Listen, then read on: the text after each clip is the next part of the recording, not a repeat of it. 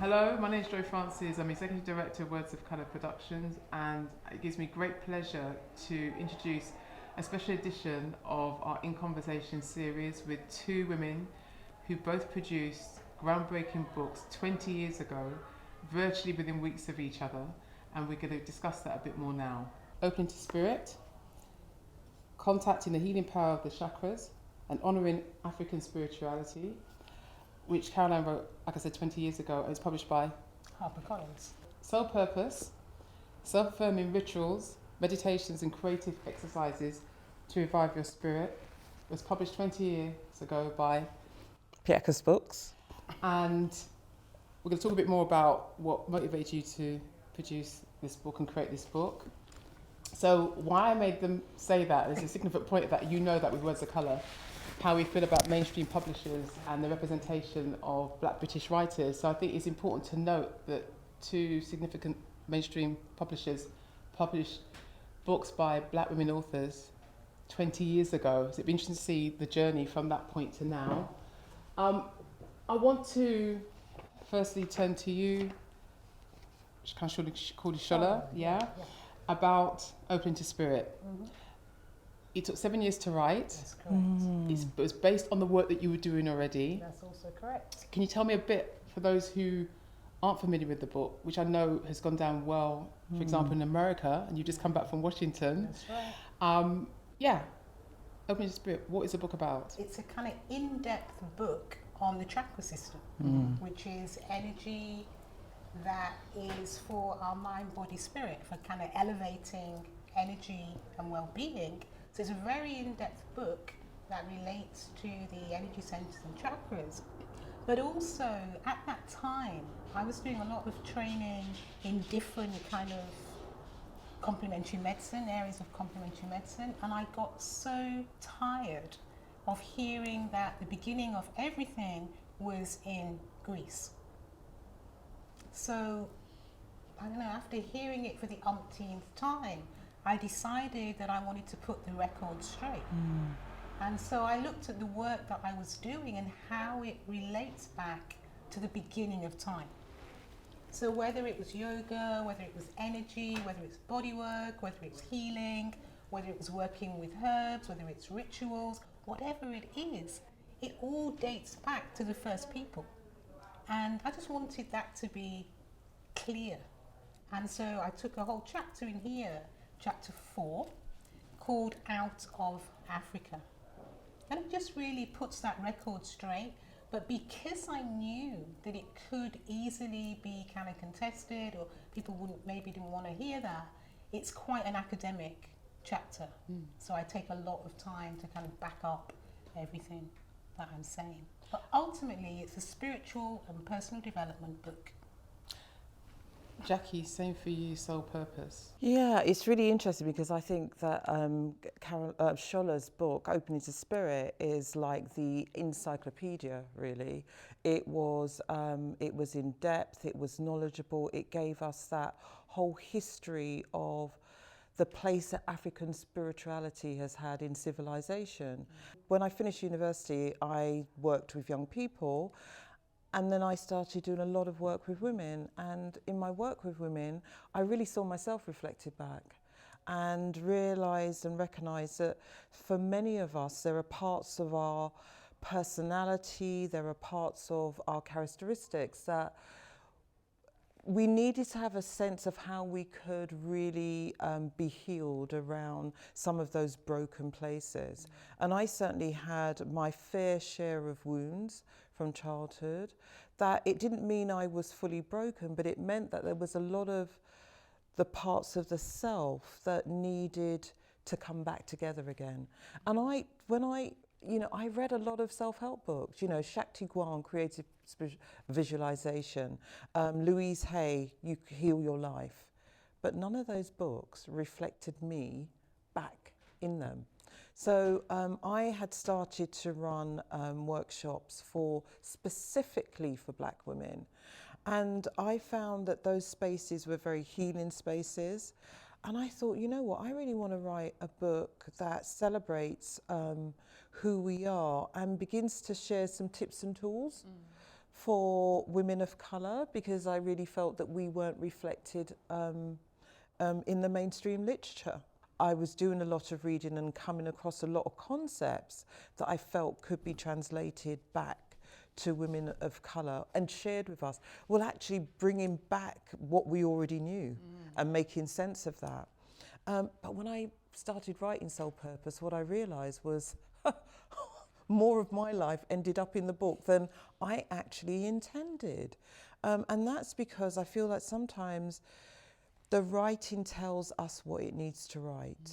Because one thing about this self-help genre, you're then automatically, by virtue of writing the book, be seen as an expert. So that's one thing. And secondly, how did you manage to get on the radar of a mainstream publisher? At that time, for myself, I was kind of already working in mind, body and spirit. So I was working, I'd been a yoga teacher since 1985. I was a therapist, psychologist. I've been doing all of these things and working, you know, training people. And essentially, I was full. I was just full.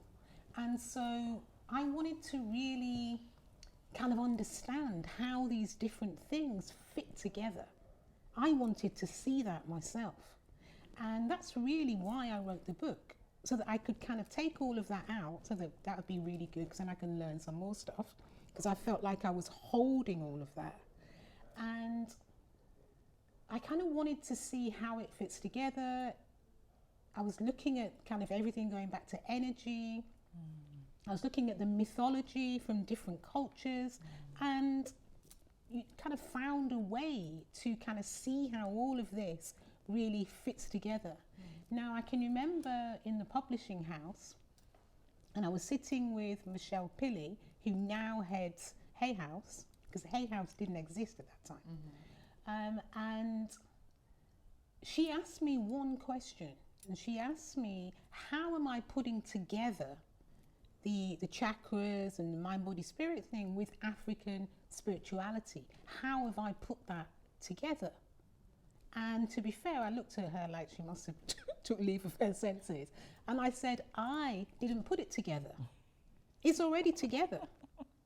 And she was just like, okay, fine. And she was happy with that. And, you know, the rest is kind of history, as they say. Here I am, sitting up in HarperCollins with my book.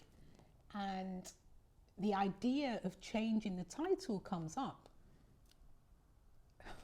I can remember just saying, but haven't you read the introduction? Didn't you read it? That is the title. It can't change. And I was ready to leave. So I think for myself at that time, I just saw Opening to Spirit on the bookshelf. But I didn't really know anything about how I make that happen. So I didn't know the magnitude of that either, if that makes sense. But how did you get on the publisher's radar? That's the part I'm curious about. It's quite interesting about the process, and that's a common theme now. Things like changing the cover, or and things like the title. But I mean, it's 20 years ago, so there was books at that time. Of course. So I looked at other books that were published. Who published them? Who would I like the book to be published by? And I didn't really see the obstacles. I don't know if you did, Jackee. No. So I didn't see the obstacles. There was an open road. Yeah, so what I'm talking about is literally, so did you send the manuscript into them? I mean, because we have a process and understanding now, so... I sent a proposal. Okay. Actually, my university lecturer had something published, and we kind of spoke about it, and he told me how to do a proposal. And so I sent out the proposal. And interestingly enough, I had another friend of mine. So I chose these different publishing houses that I would like to be published by, sent them the proposal. And fairly quickly, I got one back saying, we're interested, we'd like to, they made an offer, basically. And so I was all excited, kind of like, oh, wow, I've got this offer. And so there's a friend of mine who's already published, and I told her, and she said, but you can't publish with them. I'm like, I can't publish with them? What do you mean I can't publish with them? She said, that's not a good publishing house. I'm like, great. So I went away and did my research, and she was right. But she said, but you can speak with my agent, which I did. Now that agent I'd spoken to before as well, she wanted me to do something different, so she wasn't that interested. But by the time I had an offer from another publishing house, she kind of ran with that, and she got 4 offers. What was that process like for you in terms of all of a sudden Soul Purpose, which is such a sort of, you know, both titles, you know, quite impactful, quite deep. About that being in the public space, and the process for you in terms of getting your book deal. Well, in terms of Soul Purpose having a lot more of me in it than I intended, I probably wasn't aware of what I was letting myself in for. It's always a challenge for a writer to really bring themselves and be vulnerable on the page. I knew that I had to let out certain parts of my story. I left a good 75% of my story behind.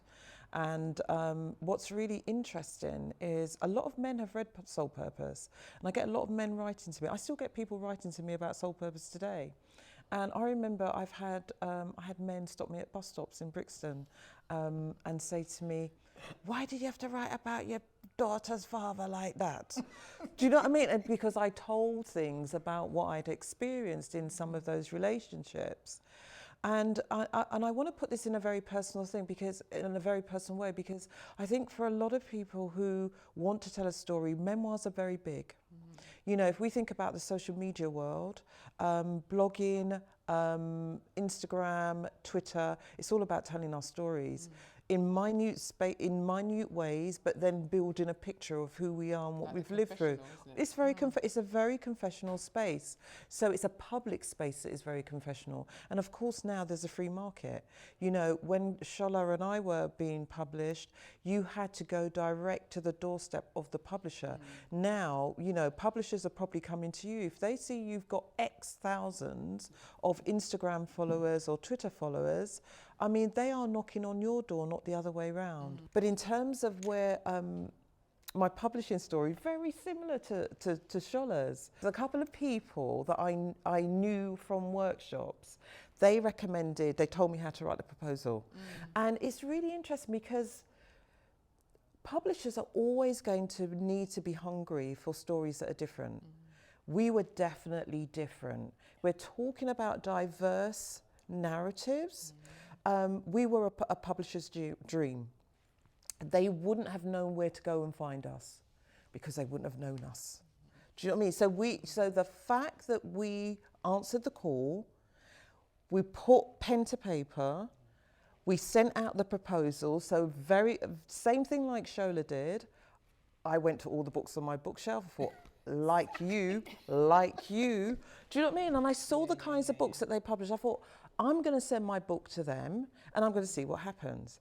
And lo and behold, they wrote back. So the first couple were no, thank you. And then I got in a big yes, like come to my office today.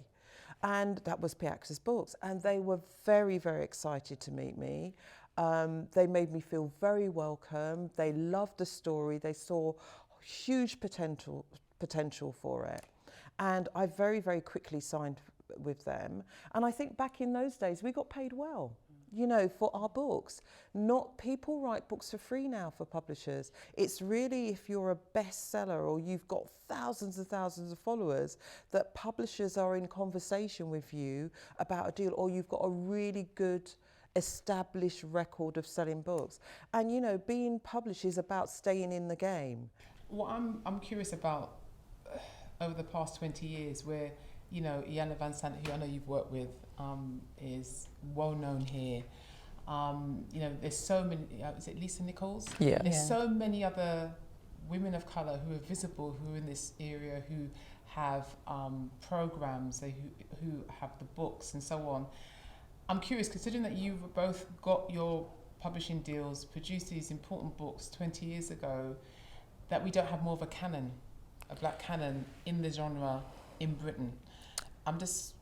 What's your feel or take on that and why that possibly is? I feel, okay, so Shola and I were definitely one of the first vanguards in terms of getting the books out there and published.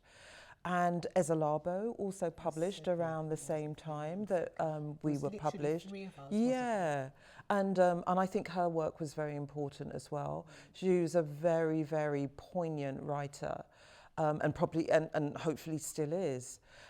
And Excellent drummer.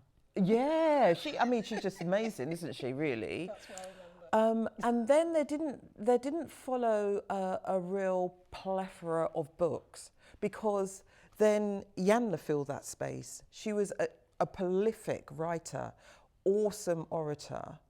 But I guess now, for me, I think I would challenge our thinking around what is available now. You just have to look on Galdem's social media space. I mean, awesome. Younger generational black women who just fill in their space with words, who are, out of that is a whole army of black women writers who articulate in themselves in ways that is quite phenomenal, actually, and that publishers are actually knocking on their door. And that was, we had a discussion about this, because why, and I want you to obviously answer the same question, Shola, but I just want to pick up on that, because the reason why they're doing that is because this is the value of digital social media for people of colour, because you can then put what you want when you want it out there and capture your audience immediately. Whereas if you're going through the process with publishers, you're going through a variety of different lenses. There could be time it takes, before you get published. Also, we have some of the worst contracts in Europe in terms of writers getting paid.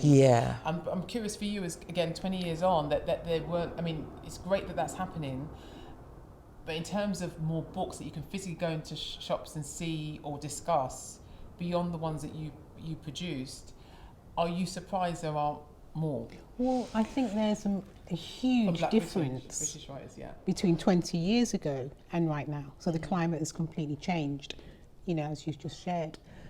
I think one of the other things is that Jackie's saying, and I'm saying, we went to the publishers and got book deals. Now, I think a lot of people now, they decide for themselves that they can't get a book deal. And so they don't go to the publishers in the first instance. So when I'm working with people who write, I always say, exhaust that. If that's what you want, exhaust that first. I was saying it today to a client, actually. So if that doesn't happen, then that's not the end.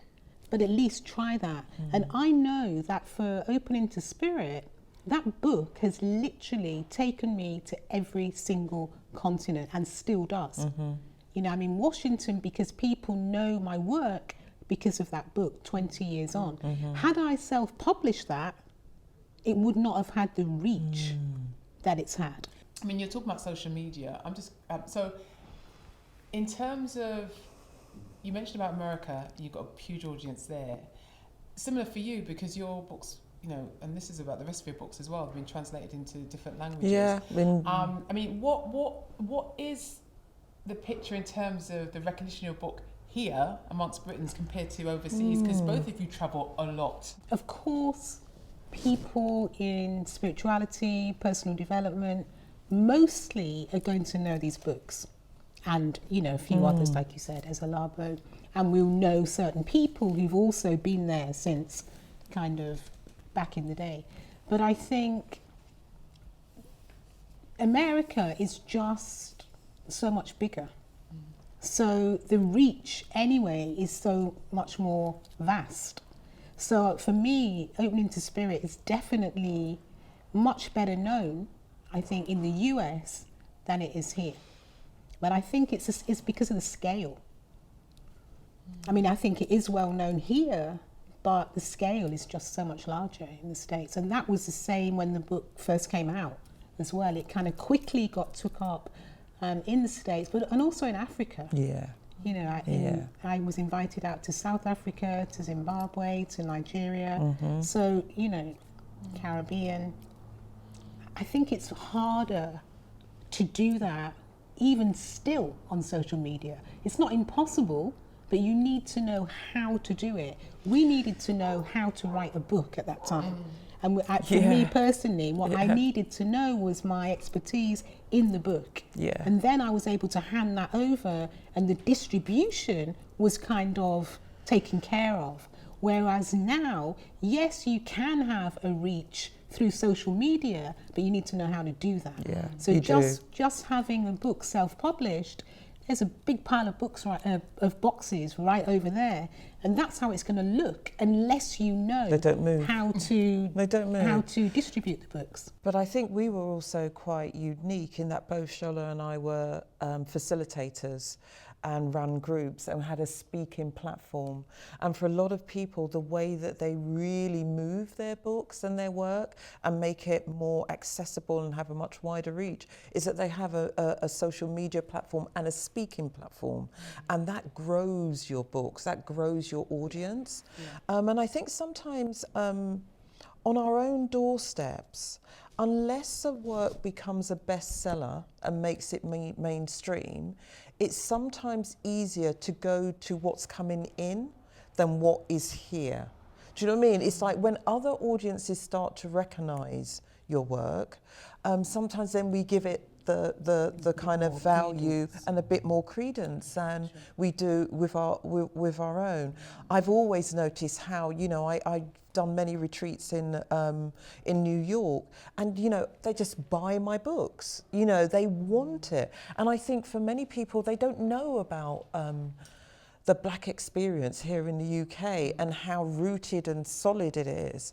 And it is, you know, for them it is really, you know, it's really precious, it's very valuable to hear some of our stories and to get some of the knowledge that is very seeped into the Black British culture that we know here in the UK.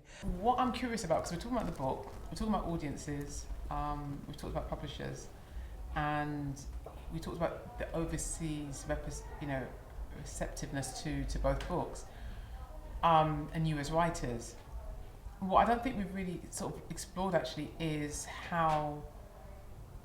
what the British appetite, particularly the Black British appetite, has been for what you produce, because your books are read by a range of people.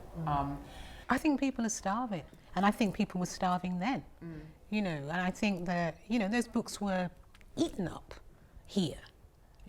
You know, I mean, especially at that time. And I remember kind of doing work together and with Ezalabo at that time.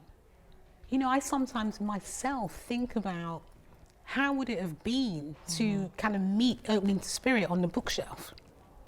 Because it was kind of such a huge thing at that time. And particularly the content of it, because what I'm doing in Opening to Spirit really, it's not so much about myself. If you know me, you'll see me in the book. But otherwise, it's really, I'm putting a record straight. You know, I'm changing something. I'm kind of, history that has been thrown out, I'm putting it back in. And so that is something that, well, it kind of stands alone in that respect. And, you know, as I've written other books, I felt like that kind of job has already been done. So I haven't kept doing it. But I think the fact that that was in there is really important for a lot of people. And, you know, just seeing ourselves, like you said, but in a different kind of way. So what I'm doing is not, this is our story kind of personally, but this is our history. Yeah, but that's important. You know, this is us. So where you're told that, you know, you weren't there and you didn't contribute to healing, to spirituality, to personal development, yes, you did. And not only did you contribute, but you were there at the beginning, at the very beginning of, because where else could you have been? What needs to happen for more of these books to be sold in phenomenal numbers, particularly here, and for that appetite to be sated? Because if we're still hungry, what's the missing link? Jackee. Well, do you know, very big question. No, I really don't feel any way. You know, it's like you planted the seeds and it's no longer a seed. This is a fully grown tree, and trees grow branches and trees grow higher. And, you know, the more you continue with your work, the more, I imagine, the more sort of like presence that you have in social media, the more people bring your book up and you just actually make it more visible. you know, it begins to have its place. You know, it's coming back to what we were just talking about. Everything, there's a time for everything. Yeah. Do you know what I mean? It's like you're not going anywhere. That's you right. know, it's here and it's growing as we're growing, and it will find, you know, it will find more readers. It will find a greater platform, and you know, and I'm thinking of all of those who are, you know, are coming up behind us. You know, when I sit and I listen to Chimamanda, I mean, what an amazing writer. What, you know, a lot of the African women who are really owning their voices come off the back of work like that. Do you know what I mean? Because it's like rooted in, like, we have stories, we have, you know, we have a narrative to tell, and we have it in diverse ways. You know, you say that you see yourself in that story. People who know you will see you in that, you know, and you're absolutely right, because the story that I remembered was that Shola called me in 1998 and said to me that someone told her that I was writing a book, and she was writing a book as well. And, you know, the fact that we were two black women writing books, and that she just wanted to encourage me and, you know a little bit more about what I was doing, and to just both really wish us both well on our journey. And, you know, that was the beginning of recognition that we were both birthing something and putting it out into the world. And, you know, to be able to come here and sit here 20 years later, and to, you know, to be able to see the different journeys that we have both gone on, and, you know, that we all come on the back of somebody, you know, because we both will have come on the back of those ancestors before us who spoke into their story, spoke up for, you know, their people, for their culture. We all will have come on those stories, and other people will have come on the back of our stories. And, you know, if some people are going to sell more books than others, that's all part of it. Do you know what I mean? Because we're all part of the same web. We're all part of the same system. Well, look, Jackee, Shola, congratulations on 20 years from the birth of both your first books, Opens Your Spirit and Soul Purpose, and here's to the next 20 years. Thank you so much for taking the time out. Thank you for having us, Joy. Thank you. Thank you.